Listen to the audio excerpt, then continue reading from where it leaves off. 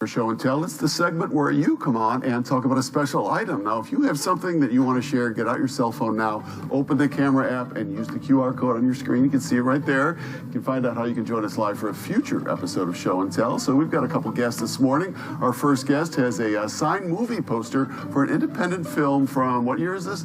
1988. 1988. We'll take a look at the clip. There it is.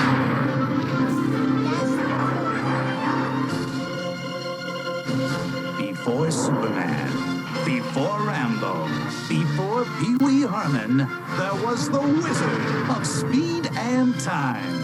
An eccentric genius who created a motion picture legend in his own garage.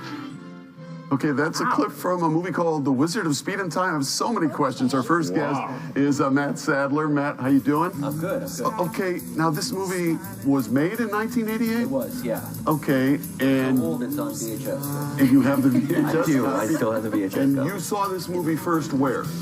When I was younger, I rented it at the video store and fell in love with it, and it's been a classic in my household anyways ever since. So you waited for the video store to go out of business and you bought it? Yeah, I did my best to find it as soon as I could. But there's way more to this. This is a poster from the movie. This is the movie poster. I actually got it autographed. I went to his house. So whose house did you go to? Mike Jetlove. He is the Wizard of Speed and Time. Okay.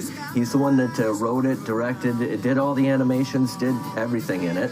And yeah, I went to his house, hung out for a while, chit-chatted. And how did you establish contact with him? I got his phone number off his website, actually. And I happened to be in California, and I said, hey, can I come over? He said, sure.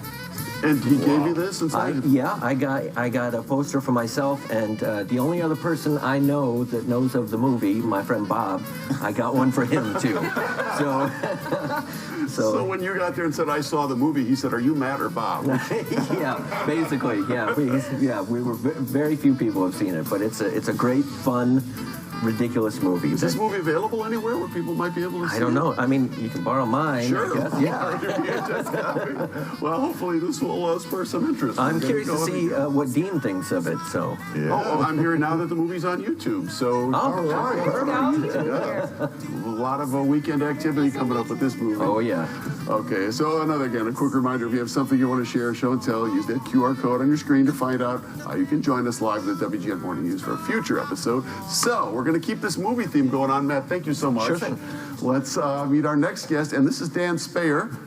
We're going to continue doing movie-type stuff. Hi, Dan. Good, how are you? And what do you have for us today? I have something I bought at a church charity auction. It was my mom's church's charity auction. There used to be a movie theater in the western suburbs that would show old movies and they'd bring the actors in, and they do like a meet and greet, a photo op.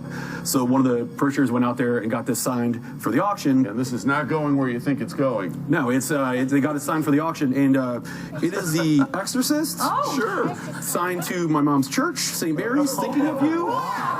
Thinking of you?